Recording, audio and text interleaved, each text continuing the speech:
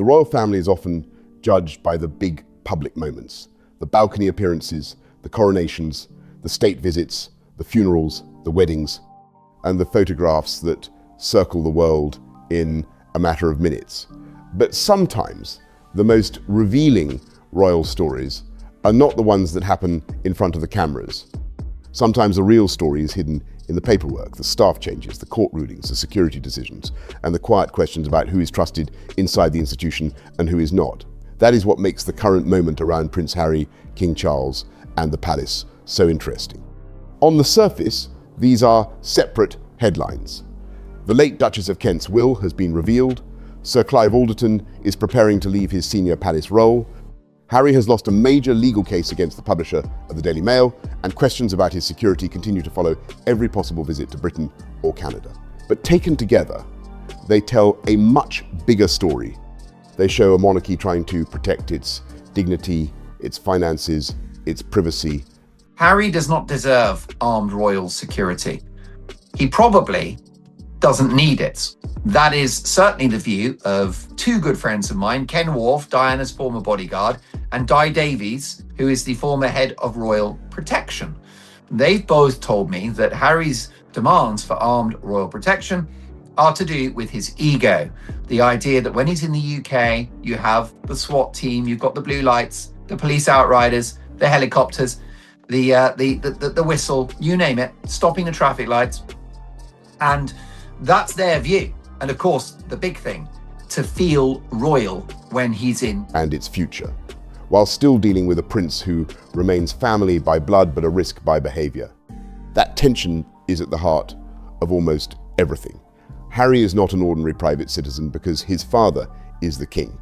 He is not a working royal either, because he stepped away from royal duties in 2020 and has spent the years since criticizing the institution in interviews, a Netflix series, and his memoir Spare. He is still a son, still a brother, still a duke, still a former soldier, still the founder of the Invictus Games, still a public figure with a real profile and real security considerations. But he's also someone who has made it difficult for the palace to treat him as if nothing happened. That is why every conversation about Harry's return becomes more than a family conversation. It becomes a question about the institution. Can the monarchy welcome him back emotionally without giving him the appearance of a royal comeback? Can King Charles see his son without weakening the boundaries that protect the crown? Can Harry receive protection when genuine risk exists without turning security into a symbol of royal status? And can Prince William ever be expected to trust him again after years of public accusations? The story of the Duchess of Kent's will gives a useful contrast because it reminds us what the old royal model looked like at its quietest and most disciplined. Catherine, Duchess of Kent, died in September 2025 at the age of 92. She was not a headline-chasing royal. In fact, for much of her later life, she stepped away from royal display and devoted herself to music, teaching, and charity. She co-founded Future Talent, a charity designed to help gifted young musicians from low-income backgrounds, and she famously taught music in Hull under the simple name Mrs. Kent.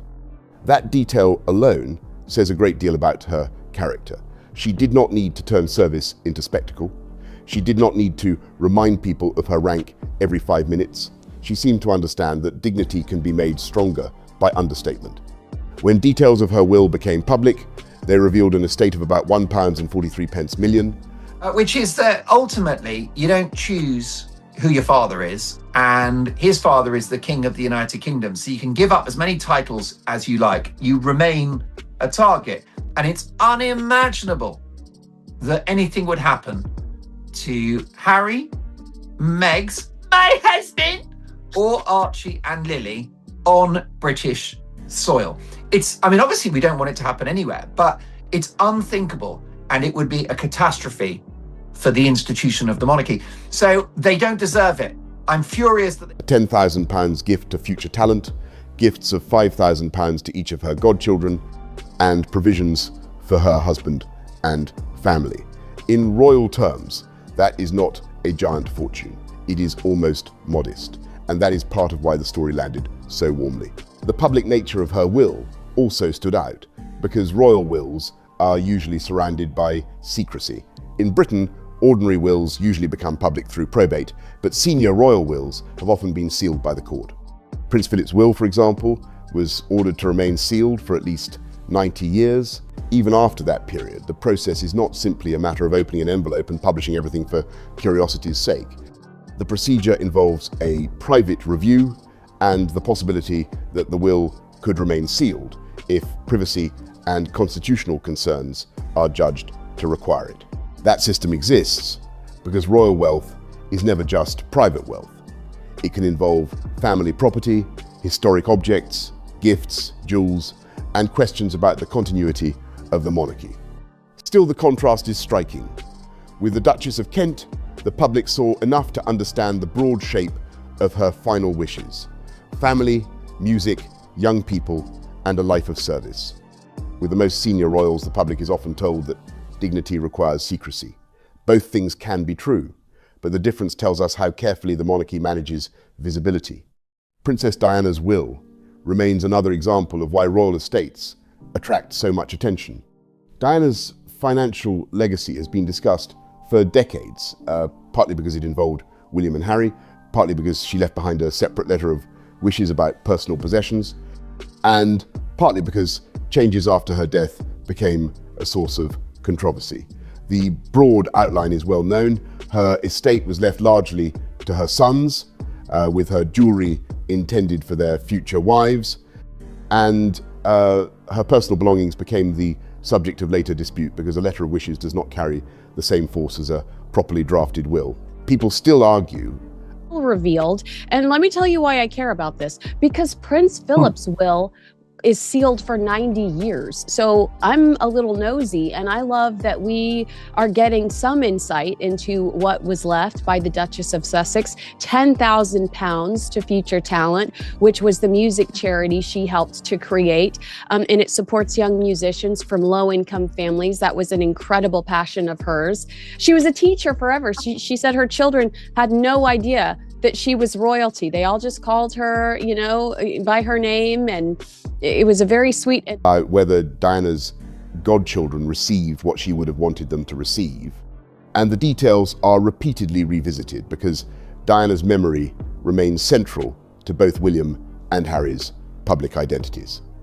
For Harry, Diana's legacy has often been part of his emotional argument. He has compared press pressure, personal fear, and institutional failure to what happened to his mother. But Diana's legacy is not a blank check. It does not automatically validate every decision he makes. In fact, the more Harry invokes Diana, the more closely people examine whether his actions honor stability or inflame chaos. That question becomes sharper when we look at Sir Clive Alderton. Alderton has been one of King Charles's most important aides, a senior courtier who helped guide the transition after Queen Elizabeth II's death, the accession of Charles, the coronation, and the King's first years on the throne. He is not a celebrity figure, but inside the royal system, the principal private secretary is one of the most powerful people in the room. The role involves the King's diary, official engagements, strategy, communications with government, and the delicate management of crises. Alderton has also been linked to RAVEC, the committee connected to protective security decisions for royalty and public figures. In other words, this is not merely an administrative job.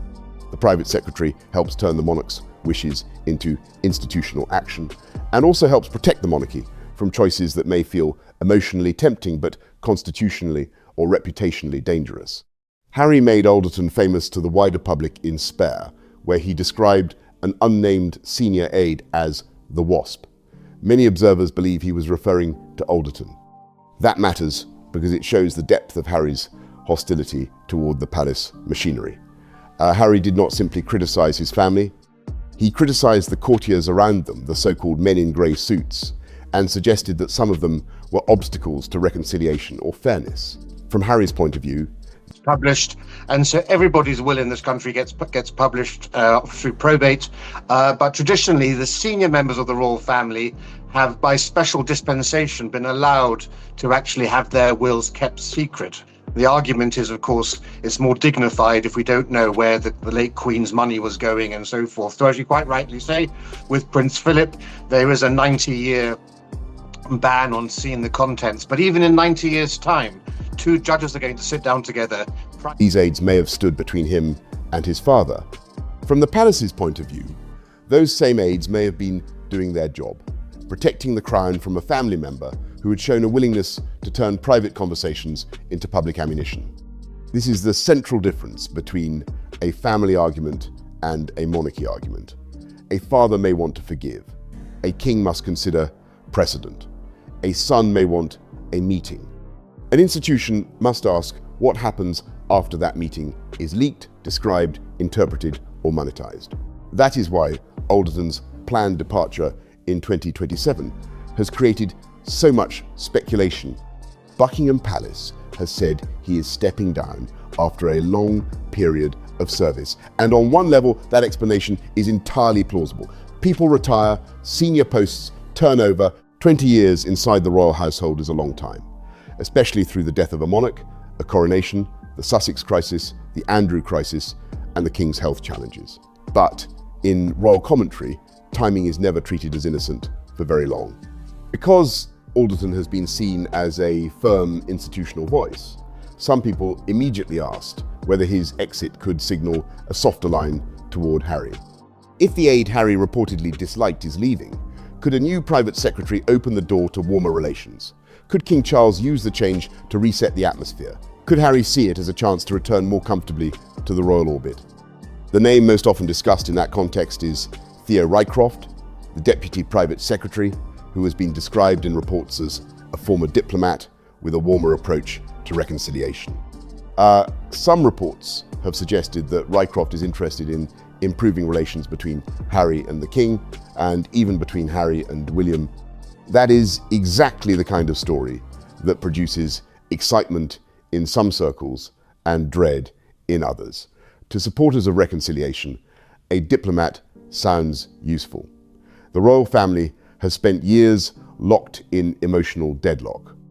Many years in the royal household, often described as the king's most trusted advisor, the role oversees the king and queen's official engagements, provides strategic counsel, and helps manage major events such as the coronation. Rafe, 20 years in that house. I cannot imagine the things that Clive has seen between, Harry and Meghan, the death of Queen Elizabeth, the coronation. He has handled so many important issues. Perhaps someone with calm instincts and negotiating experience could help create space for conversation. To critics, the idea sounds naive. They argue that the problem is not tone, scheduling, or diplomacy. The problem is trust. Harry can be invited into rooms, but what can anyone safely say to him? He can be given gestures of warmth, but will those gestures be treated as private family moments or as material for future interviews, books, briefings, or lawsuits? That is where Prince William becomes decisive. King Charles may want peace with his younger son. He may want access to his grandchildren. He may want to reduce the bitterness that has surrounded the family for years. But William is not merely another family member. He is the heir to the throne. He will inherit the consequences of whatever Charles does now. If Harry is gradually brought back into the royal fold, William is the one who will have to manage the long-term institutional risk. Reports repeatedly suggest that William remains deeply resistant to any easy reconciliation, and that is not difficult to understand. Harry's memoir was especially harsh on William and Catherine. The Oprah interview placed the family under international pressure. The Netflix series reopened private pain for public consumption.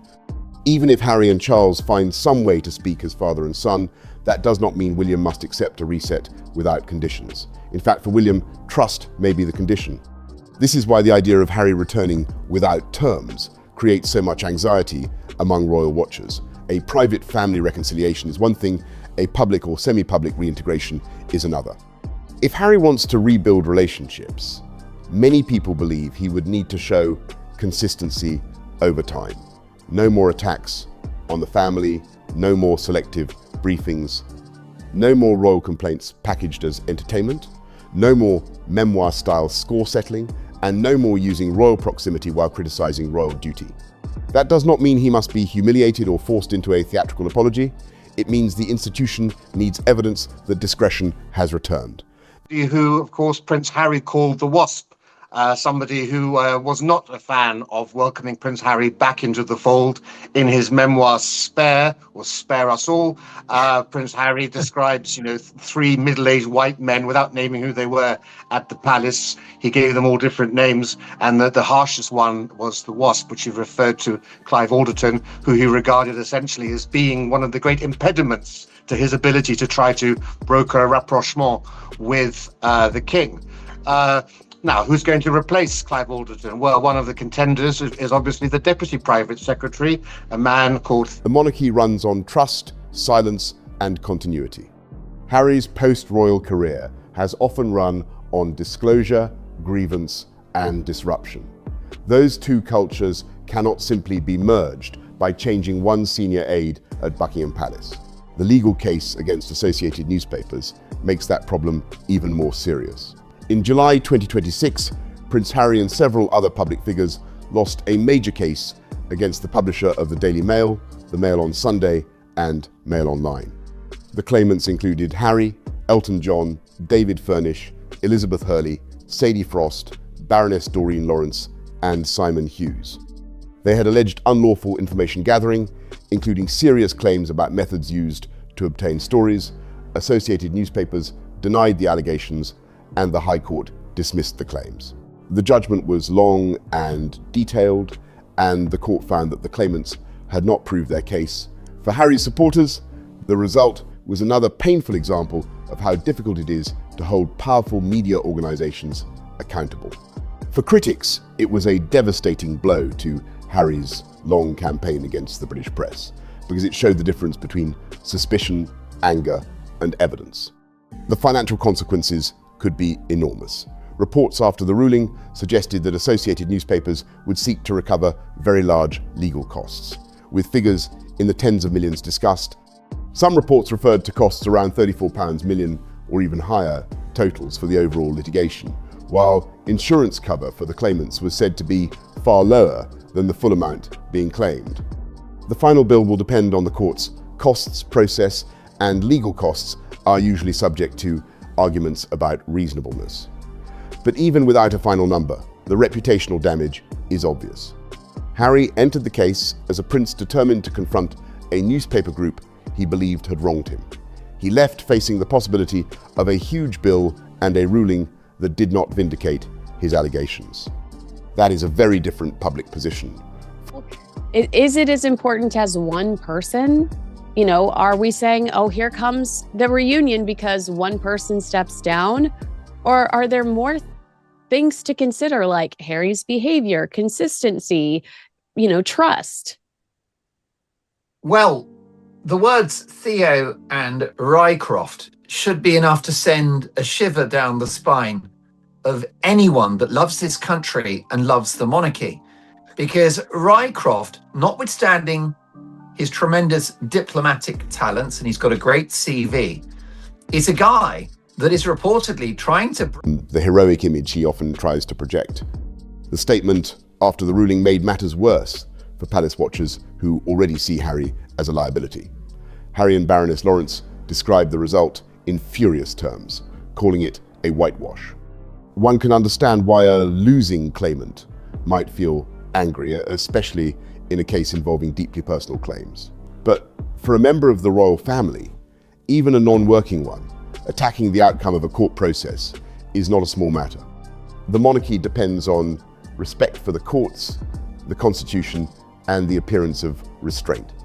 Imagine the difficulty if Harry had issued that kind of statement while staying in a royal residence or appearing to be under the umbrella of the palace. That is the concern. It is not simply that Harry sues people. It is that he often seems unable to separate personal grievance from public position. The palace has to ask, if he is brought closer, does he become calmer, or does the institution become more exposed? This is where the security debate becomes so difficult. There are two arguments, and both have force.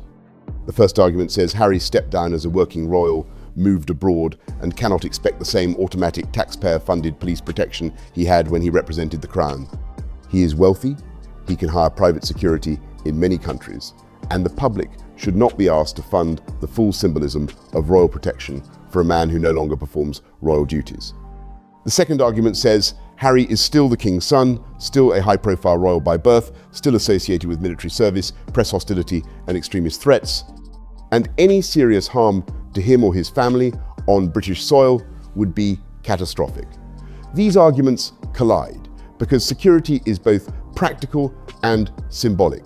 It is about risk, but it is also about status. Harry says he wants safety. Critics believe he also wants the visible architecture of royal importance. The courts have already addressed part of this.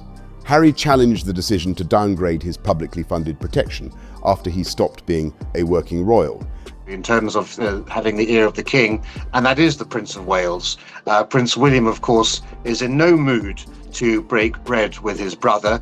As far as we know, he doesn't mind if his father wants to reconcile with his son.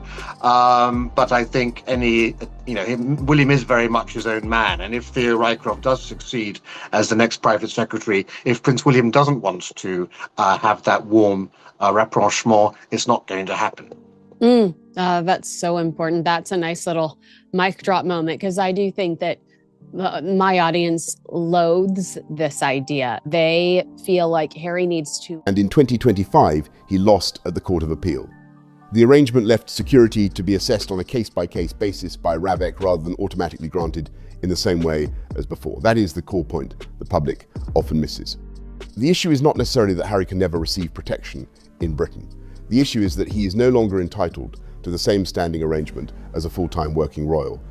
If there is a specific threat or a specific visit requiring protection, the system can assess that. But Harry has wanted more certainty, and from his perspective, uncertainty makes it hard to bring Meghan, Archie, and Lilibet to the United Kingdom. From the state's perspective, automatic protection would blur the line between royal service and royal birth. The recent Highgrove visit complicates Harry's argument. In July 2026, King Charles hosted Harry, Meghan, and their children at Highgrove House in what Buckingham Palace described as a private family visit. The visit followed controversy over security and whether Meghan and the children would come to Britain at all. Yet the family did meet the King and Queen Camilla privately, and there were no official photos released by the palace. That matters because it suggests quiet family contact is possible when the details are controlled. It also undercuts the idea that Harry cannot ever enter Britain safely or privately. Supporters would answer that one successful visit does not prove the long-term security arrangements are adequate. Critics would answer that the visit showed exactly how things can work when Harry stops treating every disagreement as a public battle. Canada adds another layer to the security question. When Harry and Meghan were still working royals, Canadian taxpayers did pay for protection connected to some of their visits, and access to information disclosures later showed costs that angered many Canadians. Official Canadian records from late 2019 and early 2020 described RCMP costs for the Sussex's stay, and older reporting put wider security costs for Harry's Canadian visits in the hundreds of thousands of dollars over several years, excluding some salary details. Who, of course, suffered the tragedy of her son being murdered in cold blood because of the colour of his skin. You do wonder why she was railroaded into participating in this legal action, other than the optics of it. I don't think Elton is happy. Liz Hurley, by the way, so she'll be bankrupted if Elton doesn't pick up the bill. Now, it's my understanding that Liz Hurley and Elton John could not be closer. They are the besties of besties. They holiday together every summer in the south of France. Can you imagine? I'm sorry, but I have to say this. Billy Ray Cyrus in a Speedo next to Elton John on some. Exact figures vary depending on the period being counted and what costs are included, but the political point is simple. Taxpayers become far less patient when a visit looks private, personal, or celebrity adjacent rather than official royal service. Canadians may accept paying for security when someone is representing the crown. They are much less likely to accept paying for what feels like a luxury visit by a wealthy family that has chosen independence. That is why the phrase working royal matters so much. It is not just a title. It is the justification for public expense. When the King, the Queen, the Prince and Princess of Wales, or other working members of the family travel on official business, the public cost is tied to public duty. People may still debate the level of expense, but the principle is clear. With Harry and Meghan, the principle became muddy. They wanted to step back from royal duty, but retain elements of royal status. They wanted financial independence, but also argued for state-backed security. They wanted a private life, but continued to undertake high-profile visits that looked to critics like unofficial royal tours. In Nigeria, Colombia, Canada, and other appearances, the Sussexes often seemed to operate in a royal style while insisting they were outside the royal system. That may be good branding, but it creates a public funding problem. If a tour is not official, why should taxpayers treat it as official? The security issue also reveals the psychological side of Harry's struggle. For someone born inside the royal system, protection is not only about danger, it is part of the architecture of identity. Police escorts, intelligence briefings, secure residences, official cars, and controlled movements all reinforce the idea that a person is important to the state. Losing that can feel like losing status, especially for someone who already feels rejected by the institution. Harry may sincerely believe the threat to his family is serious. He may also feel that reduced security is a public sign that he has been downgraded. To try to litigate the past the way that he does. Yeah, but as I've said before, we're dealing with a middle-aged teenager in Prince Harry, aren't we? So this is a person who you can keep saying it. I love when you say that. He's a man. He's incapable of restraining his emotions and his outbursts. He's still behaving as if he's 16 behind the bike sheds. And she said this to me. She said that to me. Can you believe it? And there's a very real threat that they have here, obviously, if they do welcome him back in, because there is no contract he can sign with the palace that he's going to feel duty bound by if he feels at some point that he's being hard done by in some capacity. Those feelings are not mutually exclusive, but the state cannot base decisions on feelings of humiliation. It has to base them on role, risk, and resources. Britain does not have unlimited specialist protection officers. Former prime ministers, senior royals, diplomats, ministers, judges, and other public figures all place pressure on the system. Harry cannot simply be placed at the front of the queue because the symbolism matters to him. This is where the possibility of a royal return becomes so fraught. If Harry were quietly rebuilding private trust with his father, many people would have little objection. Families are complicated. Charles is aging, he has faced health challenges, and it is natural that he might want a relationship with his son and grandchildren. But if reconciliation becomes a pathway back to royal privilege without accountability, the backlash would be severe. Many people who support the monarchy believe Harry has not done the work required to return even socially, let alone institutionally. They believe he should apologize publicly, or at least demonstrate over time that he understands the damage caused by public attacks on the family. They also believe William and Catherine should not be pressured into a performance of forgiveness for the sake of Charles's peace of mind. Reconciliation cannot be built on forcing the injured parties to smile for the camera. The palace also has to consider Meghan. Any discussion of Harry's return immediately raises the question of whether Meghan is part of the arrangement. Harry and Meghan have presented themselves as a unit. Harry has repeatedly defended her and framed much of his conflict with the palace around how she was treated. Critics, fairly or unfairly, often see Meghan as a driving force behind the Sussex media strategy. Whether that perception is accurate in every detail matters less than the fact that it exists. If Harry is welcomed back, but Meghan remains openly critical or continues building projects that draw on royal identity, the problem does not go away. If Meghan and the children appear in Britain, security becomes more complicated. I'm terrified. All right, I guess this story to me is interesting because a Canadian viewer sent it to me, Mark. Security for Prince Harry's visits to Canada topped all internationally protected persons. Newly released records show Canadian taxpayers spent more than £500,000 protecting Prince Harry during his visits to Canada between 2014 and 2020. That's substantially higher than the roughly £330,000 previously reported, and accounted for about 10% of all the money Canada spent protecting If they do not appear, Harry's relationship with the family remains incomplete. There is no clean version of this story because every route runs through unresolved trust. That is why Alderton's departure cannot be treated as a magic switch. Even if a warmer figure like Theo Rycroft becomes more influential, the structure of the problem remains. Harry's difficulties with the palace are not only personal, they are behavioural.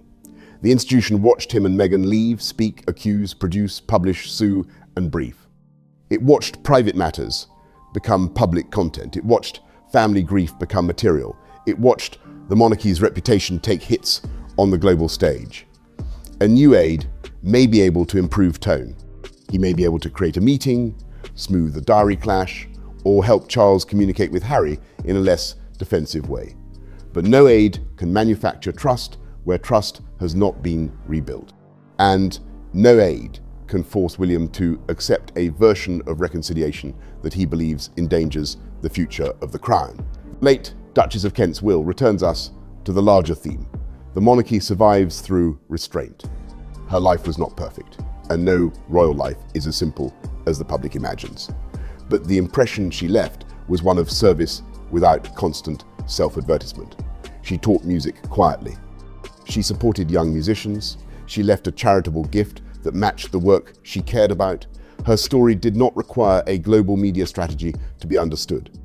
That is why it feels so different from the Sussex story. Harry and Meghan often speak the language of service, but the performance around them can overwhelm the service itself. The issue is not that they do nothing worthwhile. Invictus matters, mental health work matters, philanthropy can matter, but the surrounding drama keeps absorbing the oxygen. Every cause becomes attached to a narrative about Harry and Meghan's pain, status, or conflict with the palace. The monarchy's challenge is to protect the institution without appearing cruel. That is harder than it sounds.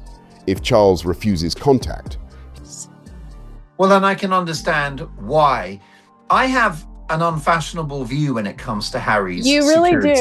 You really do, and I love you for it, but you do. Now, the Mark Dolan show, of course, the same with Kinsey Schofield Unfiltered. It's not an echo chamber, and sometimes we can disagree. So let me be abundantly clear. Harry does not deserve armed royal security. He probably doesn't need it. That is certainly the view of two good friends of mine, Ken Worf, Diana's former bodyguard, and Di Davies, who is the former head of royal protection. They've both told he looks cold. If he welcomes Harry too quickly, he looks weak. If William refuses reconciliation, he is accused of bitterness. If William accepts reconciliation too easily, he risks rewarding betrayal. If Harry receives security, critics call it status by the back door. If he is denied security and something goes wrong, the consequences would be unthinkable. There is no option without risk. That is why the palace tends to move slowly, quietly, and sometimes frustratingly. It is not always indecision. Sometimes it is the only way to avoid creating a precedent that cannot be undone. Any serious reconciliation would therefore need to be practical before it became emotional. It would need rules, not just warm words. Harry would need to understand where private family life ends and public monarchy begins. Palace accommodation would not be a hotel perk. Security would not be a badge of importance. Access to the king would not mean access to institutional influence. A meeting with William would not automatically mean forgiveness, and a photograph with the children would not erase years of distrust. The palace would also need to avoid humiliating Harry, because humiliation would only feed the grievance cycle that has already done so much damage. The smarter route would be quiet, controlled, and slow. Private contact first, public distance second, and no suggestion that Harry and Meghan are being restored to royal relevance simply because Charles wants family peace. If the Sussexes can accept that distinction, there may be room for something humane. If they cannot, every gesture will be read as a soft launch for a return that the public has not agreed to. Harry's own choices have made that caution unavoidable. His legal defeat against associated newspapers shows the danger of letting anger drive strategy. His security battle shows the danger of confusing protection with entitlement. His public statements show the danger of speaking as if personal hurt automatically proves institutional wrongdoing. Yeah, well, I'm also a Canadian citizen as well, and a trustee of the Canadian Royal Heritage Trust, and former chairman of the Monarchist League of Canada's Ottawa and Toronto branch. So I have some knowledge of the Canadian situation, and Canadians don't like paying for jollies for people. And what we have had here is, yes, okay, they were working roles for some of these trips. So Canadians are perfectly content to pay for official visits when you're doing public service. But the fact is that even whilst they were working royals, they were making trips to Canada, which were entirely private in their nature. You know, for one 3-day trip to Toronto to visit her friend. His desire for family contact is understandable, but family contact cannot erase the public record. The palace can forgive many things privately, the crown cannot forget everything publicly. That is the distinction Harry has often seemed unwilling to accept. He left the working monarchy, but he did not leave the consequences of being born into it. He criticized the institution, but still seeks access to the protections and symbolism that come from it. He wants to be treated as family, but his public role has repeatedly damaged the family's ability to trust him. For King Charles, this is personally painful. He is both father and sovereign, and those two roles pull in different directions. A father may look at Harry and see a wounded son. A sovereign must look at Harry and see risk, precedent, public money, staff morale, William's future reign, and the stability of the institution. Charles may want private healing, but he cannot let private emotion dictate public architecture. That is why the next private secretary matters, but only up to a point. The person in that role can influence the process, but the underlying decision belongs to the king, the heir, the government on security matters, and ultimately the public mood that sustains the monarchy. A courtier can open a door. He cannot make the people inside the room trust each other. In the end, the current royal headlines all point to the same conclusion. The Duchess of Kent's will shows the power of quiet service and measured transparency. The secrecy around senior royal wills shows how carefully the monarchy guards its dignity. Sir Clive Alderton's departure shows that the palace is entering a new staffing era at a delicate time. Theo Rycroft's possible rise shows the hope or fear that a softer diplomatic hand could change the Sussex conversation. Harry's legal defeat shows the cost of turning grievance into litigation. The security debate shows the unresolved question of whether Harry is asking for safety, status, or both. And the Highgrove visit shows that private family contact is possible, but only when the institution can control the boundaries. The question now: any harm should come to Harry on British soil? But that's why he should. He should have his own security. But yeah, but they can't. They're not going to be armed. Is the big issue, I think. But neither are you guys. Most people are armed in the UK. But the point is that his security team aren't allowed to carry arms in this country. But Ravik has said every time he wants to come to the UK, as long as he gives them due notice, they will make a case-by-case assessment. And if they believe that he is deserving of security, he will get it. And remember this also, we have one of the world's finest security service intelligence networks here. Not whether Harry can ever see his father again. He can. The question is whether he can rebuild trust without demanding the privileges of the role he left behind. If he wants a private family relationship, that may be possible with patience, discretion, and humility. If he wants a route back to royal status, public protection, palace accommodation, and institutional respect, then the standard is much higher. He would have to show that the old cycle is over. No more public score settling, no more pressure campaigns, no more using royal access as media currency, and no more treating every disappointment as proof of persecution. The monarchy may be a family, but it is not only a family. It is an institution. Harry was born into that truth. He may resent it, he may challenge it, and he may try to rewrite it, but he cannot escape it. Until he understands that every possible reunion will come with the same warning, the door can open, but trust is the price of walking through it.